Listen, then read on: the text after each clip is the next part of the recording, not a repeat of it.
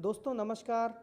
Hope of destination के YouTube channel पर मैं विकास मिश्रा आप सभी दर्शकों का हार्दिक अभिनंदन करता हूं।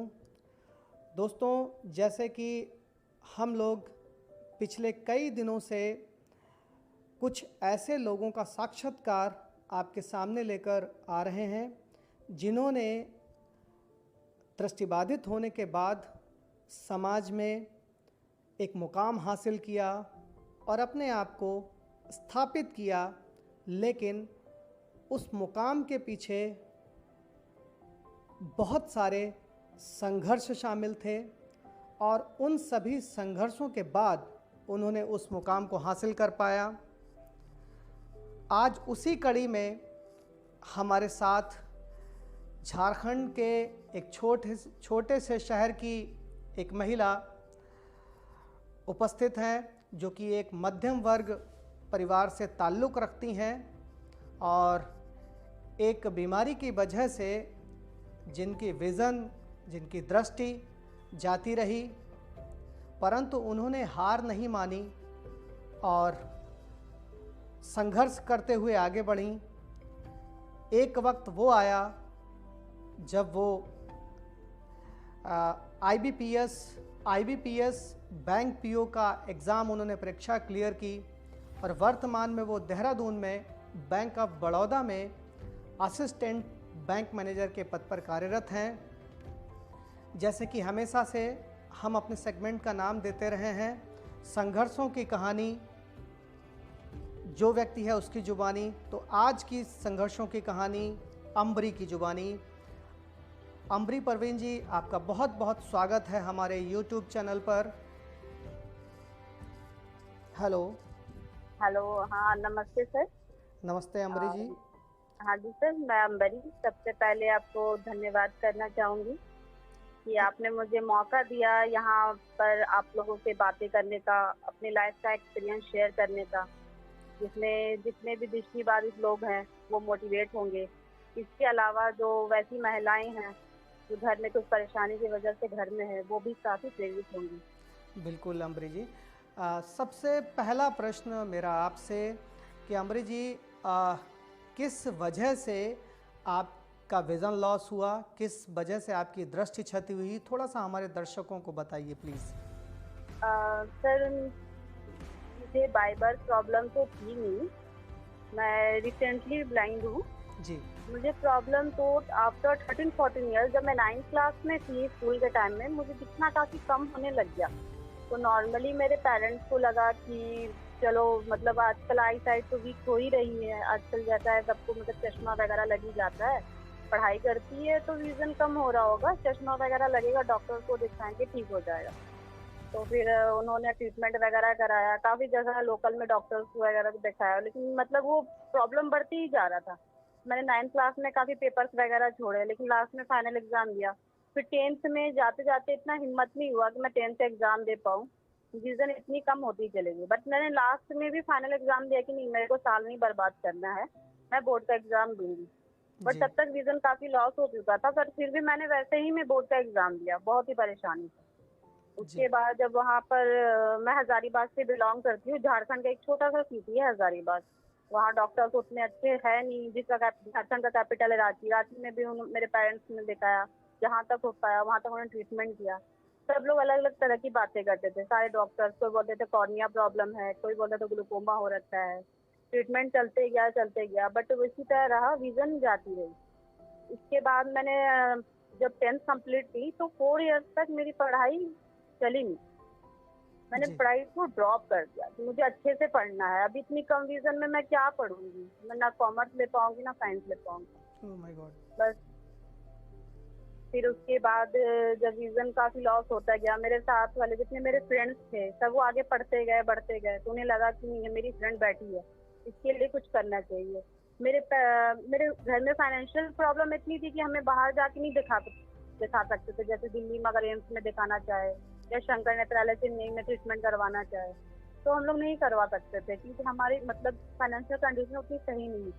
तो हमारे फ्रेंड्स वगैरह ने सबने मिल करके मेरे पेरेंट्स को बोला, आप लोग हिम्मत रखो, ये पढ़ने में इतनी अच्छी है, बहुत कुछ कर सकती है, सिर्फ एक प्रॉब्लम की वजह से ये घर में बैठी है, हम साथ देंगे, आप थोड़ा सा दिखाओ तो सही कि प्रॉब्लम क्या हो रखा है, उसके बाद ये एजुकेशन कंटिन्यू रखेगी।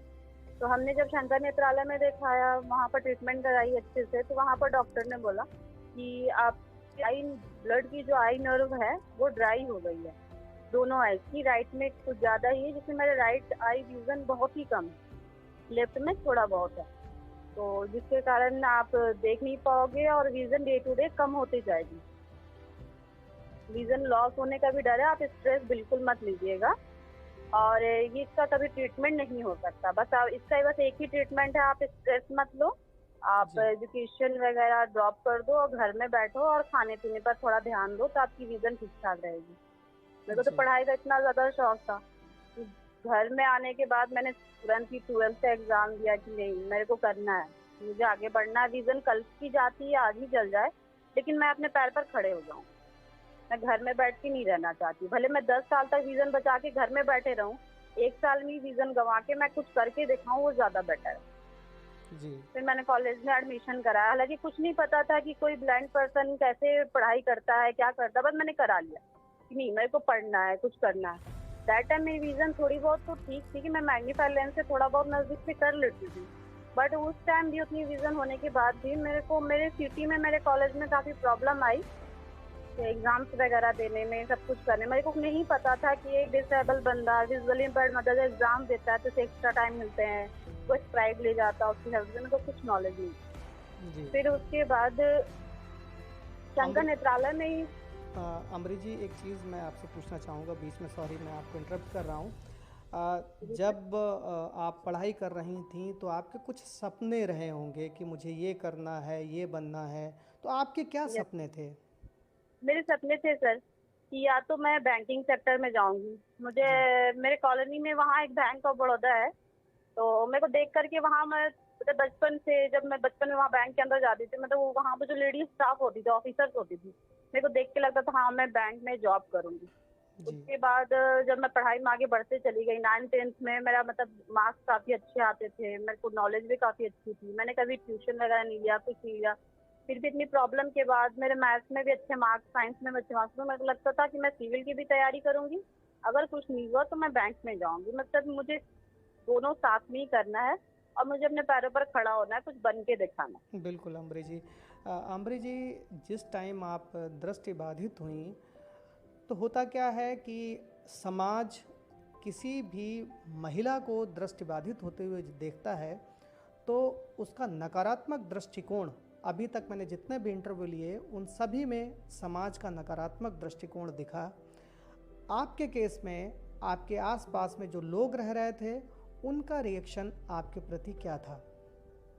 सर मेरे को जब प्रॉब्लम होने लगी, जैसा कि मैंने बताया कि मेरे को 9th-10th के बाद तो प्रॉब्लम ज़्यादा हो गई, मैं जब घर में बैठ गई, लेकिन किसी की इतनी हिम्मत नहीं हुई कि चलो लड़की है, पढ़ाई नहीं कर रही है, तो कैसे क्या होगा, इसकी लाइफ क्या होगी। बस लोगों का था कि चलो कोई बात नहीं, आंखें खराब हो रही हैं, घर में बैठेगी, कहीं शादी वादी हो जाएगी किसी डबल एज के इंसान से या ऐसा कुछ भी, बस जिंदगी इसकी चल जाएगी। किसी का मतलब ये सोचना नहीं था कि इसका क्या होगा। और दूसरी बात रही फैमिली की, फैमिली तो सपोर्टिव रहेगी, बट उनको दैट टाइम कोई नॉलेज नहीं था कि हमें बिल्कुल आगे करना क्या है। बिल्कुल। चारों तरफ इस तरह की हताशा, समाज का नकारात्मक दृष्टिकोण और उनके सामने अम्बरी खड़ी हुई है।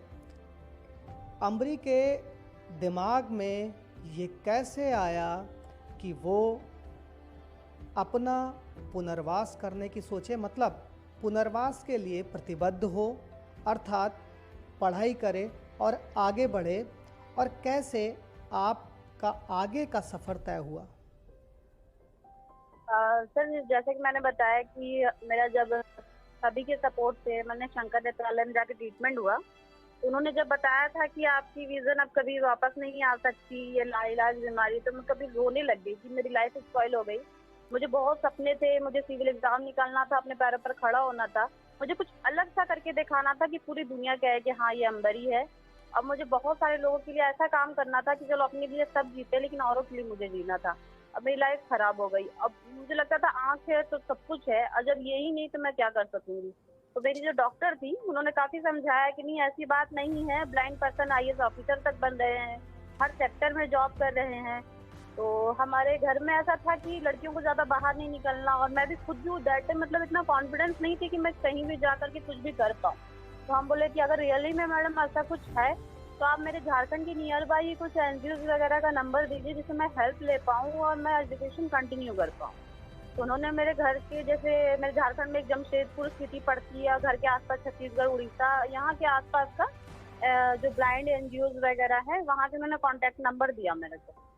तो उसके बाद जब मैं घर झारखंड आई, तो फिर उसके बाद मैंने उस नंबर में कांटेक्ट करना शुरू किया। तो सबसे मैंने जमशेदपुर में फ़ोन लगाया, तो वहाँ एक एनजीओ था JVM करके, वो उसमें मैं फ़ोन सोनाली दीदी के पास वो कॉल लग गया। जी। और सोनाली दीदी कोइंसिडेंटली ये एक देहरादून में एक इंस्टीट्यूट है, ब्लाइंड इंस्टीट्यूट NIVH, वहीं की वो कंप्यूटर क्लास होता है, तो कंप्यूटर डिप्लोमा होता है, उसी के सेकंड बैच की स्टूडेंट रह चुकी है। जी। वो भी ब्लाइंड है।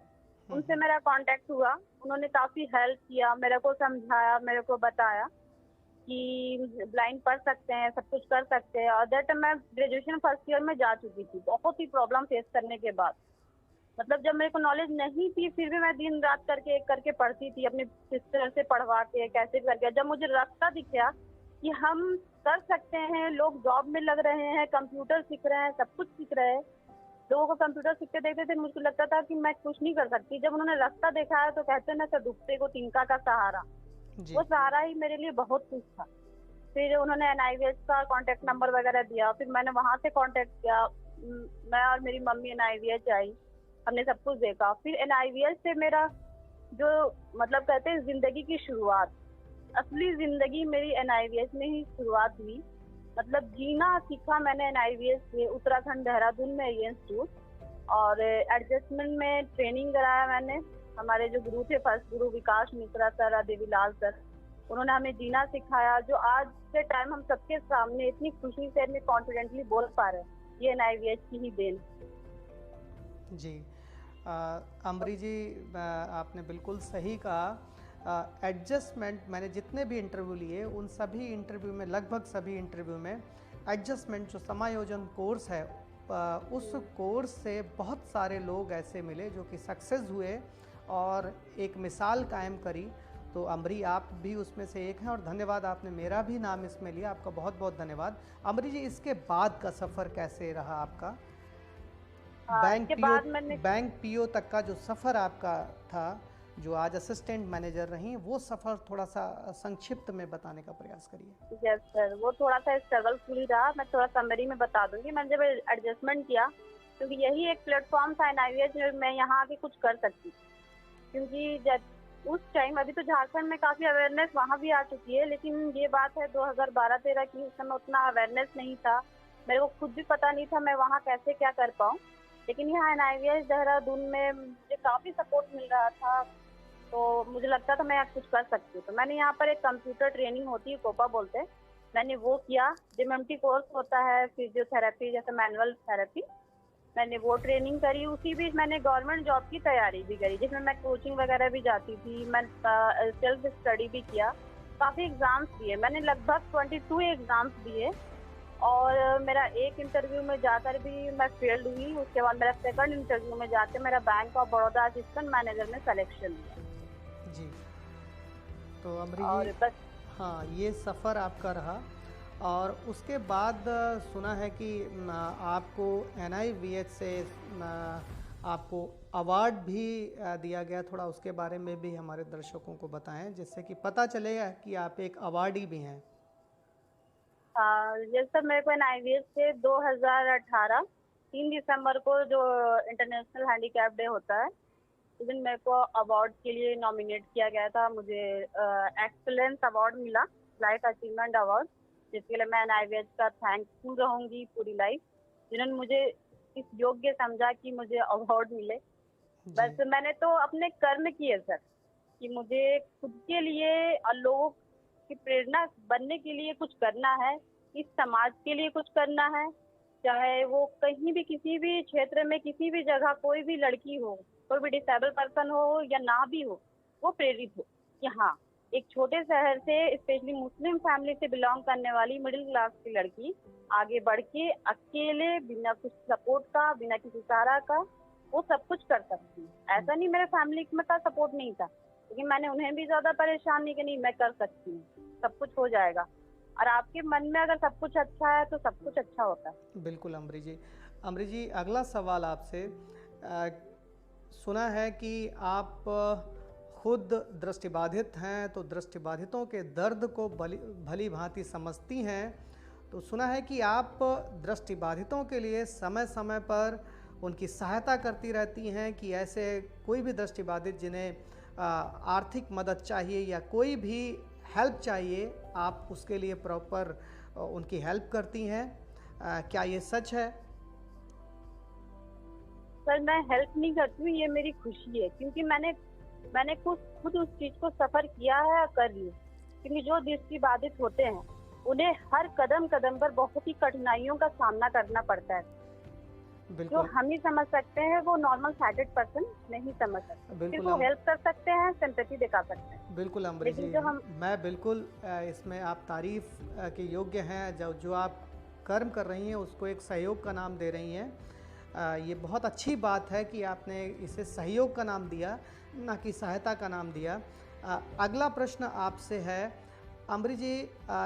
एक समय वो था जब आप दृष्टि दिव्यांगजन थीं, तब आपने बताया कि जो समाज है उसका नकारात्मक दृष्टिकोण आपके प्रति था। लेकिन एक समय वो आया जब आप असिस्टेंट बैंक मैनेजर हुई। समाज की सोच में जो नकारात्मक सोच थी, समाज की सोच में किस तरीके से परिवर्तन आया और समाज आपको अब किस नज़रिए से देखता है? सर उस टाइम जो समाज मुझे देख करके जो कहता था या सोचता था, आज के टाइम में मतलब काफी फर्क है। कहते हैं जमीन आसमान का फर्क। जो इंसान मुझे एकदम उल्टा सोचते थे, कभी रिस्पेक्ट नहीं देते थे, एक जानवर की बराबर भी मेरे को वैल्यू नहीं समझते थे, आज वही इंसान मुझे इतनी रिस्पेक्ट देते हैं। मतलब मेरे को मिसाल देते कि वो देखो, मेरे पापा का नाम एमडी अशफाक हुसैन है, वो देखो उनकी बेटी है, उनकी बेटी के जैसी हर किसी की बेटी होनी चाहिए। और वही इंसान उस टाइम मुझे मतलब सोचते थे कि देखो आँख खराब हो गया है, आँख चली गई, ब्लाइंड हो गई है, घर में बैठी है, जिंदगी खराब हो गई। और आज के टाइम में कह रहे हैं कि अपनी बेटियों को, अपने बच्चों को बताते हैं कि देखो उनकी बेटी की आंखें खराब है, फिर भी वो लड़की मतलब हर रिस्पेक्ट के साथ माँ बाप का नाम रोशन करते हुए जॉब कर रही है, सब कुछ कर रही है, माँ बाप को परेशान नहीं करती और हमेशा खुश रखती है और सबके बारे में सोचती है। बिल्कुल अमरीश, कहते हैं कि उगते हुए सूरज को हर कोई सलाम करता है, लेकिन उगता हुआ सूरज बनना बहुत कठिन है। और उस उगता हुआ सूरज बनने के लिए काफ़ी संघर्ष करने पड़ते हैं, जैसा अम्बरी ने किया और एक मिसाल कायम करी। अम्बरी, अगला सवाल आपसे, क्या आपको अपनी बैंक तक जाने के लिए या अपने रोज़मर्रा के कार्य करने के लिए किसी की सहायता लेनी पड़ती है, या स्वयं आत्मनिर्भर होकर ये सारे काम आप कर लेती हैं? सर मुझे किसी की सहायता नहीं लेनी पड़ती। जैसा कि मैंने बताया कि एनआईवीएच में मैंने काफ़ी कोर्सेज किए। हालांकि कॉन्फिडेंस और हिम्मत तो पहले था, इसीलिए मैं यहाँ तक आई कि मुझे कुछ करना था। लेकिन यहाँ आने के बाद मुझे इन्होंने, एनआईवीएच में मेरे टीचर्स ने, इस संस्था ने मुझे उड़ना सिखाया, इतना कुछ सिखा दिया कि मैं हर कुछ खुद से कर लेती हूँ, मुझे किसी की हेल्प की ज़रूरत नहीं पड़ती। बहुत बहुत बधाई के पात्र हैं आप, और बहुत बहुत अच्छी तरीके से आप ये सब कर लेती हैं। तो सच में आप बधाई के पात्र हैं। अगला सवाल आपसे कि सारी दुनिया में कोरोना वैश्विक महामारी फैली हुई है। कोरोना वैश्विक महामारी ने जो हमारे विकलांगजन हैं उनके ऊपर क्या प्रभाव डाला है, और स्पेशली दृष्टि दिव्यांगजन, दृष्टिबाधित लोग और विशेष रूप से महिलाओं के ऊपर क्या प्रभाव डाला है? सर ये जो कोरोना महामारी आई, वैसे तो सारे लोग परेशान हैं, जो दृष्टि पर है भी और नहीं भी, लेकिन स्पेशली जो दृष्टिबाधित जन है वो ज्यादा ही परेशान है, क्योंकि हमारा तो हर चीज टच से ही हम काम करते हैं। नजदीक जो पासली वो नजदीक में जा करके देखना करना, और जो टोटली ब्लाइंड है वो टच करके हर चीज फील करना। हमारे में सोशल डिस्टेंस बना पाना बहुत ही मुश्किल होता है, तो उन्हें प्रॉब्लम बहुत ज्यादा फेस करना पड़ रहा, लेकिन फिर भी वो हैंडल कर ले रहे हैं। और मेरे लोगों से ये कहना है कि प्लीज उनका थोड़ा सा सपोर्ट करें, जहाँ तक हो सकता है करना चाहिए सर। बिल्कुल बिल्कुल करना चाहिए। और ये समय है हम सभी का जो हम डिस्टेंस बना के रखें, लेकिन दिलों में डिस्टेंस नहीं होना चाहिए, दिलों में नज़दीकियाँ होनी चाहिए और एक दूसरे के दर्द को इस समय हमें समझना चाहिए। आपने बिल्कुल सही कहा और कोशिश करेंगे कि हम सभी लोग जो भी हमारे दृष्टिबाधित भाई बहन हैं उनकी मदद करें। अगला और आखिरी आपसे एक गुजारिश है कि हमारे जितने भी दिव्यांगजन हमारे समाज में हैं, चाहे वो दृष्टिबाधित हैं, चाहे वो मानसिक विकलांग हैं, जिस तरीके के विकलांगजन हमारे समाज में हैं, उनके लिए प्रॉपर आप एक मैसेज क्या देना चाहती हैं? हमारे समाज में सर जितने भी दृष्टिबाधित और विकलांगजन है, सबसे पहले हम सभी भाइयों और बहनों को, जितने मेरे फ्रेंड्स हैं, सबको मैं ये कहना चाहती हूँ कि अपने आप को तो विकलांग तो कभी ना समझो। विकलांगता शरीर की नहीं होती है सर, विकलांगता मन की होती है। बिल्कुल। अब चाहे अगर आप में हिम्मत है और आप मेहनती हैं, तो आप पूरी दुनिया जीत सकते हैं। आईएएस क्या, आप प्राइम मिनिस्टर तक बन सकते हैं। बिल्कुल।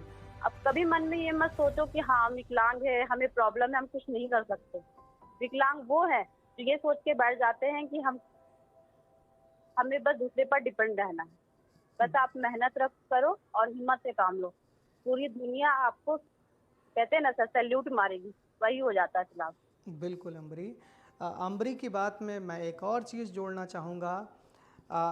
सिर्फ विकलांग ही नहीं, उनके जो अभिभावक हैं, उनके जो पेरेंट्स हैं, उनको भी अपने विकलांग बच्चों पे भरोसा दिखाना है, उनको स्वीकार करना है और उनको सदैव मोटिवेट करना है कि वो भी और बच्चों की तरह ही एकदम अपने कार्य कर सकते हैं, आत्मनिर्भर बन सकते हैं, उनका नाम रोशन कर सकते हैं और समाज में वो कर सकते हैं जो उनका एक जो दिव्यांगजन बच्चा नहीं है, जो सकलांगजन बच्चा है, वो कर सकता है। तो दिव्यांगजन बच्चे भी, जो विकलांगजन बच्चे हैं, वो कहीं उनसे पीछे नहीं हैं।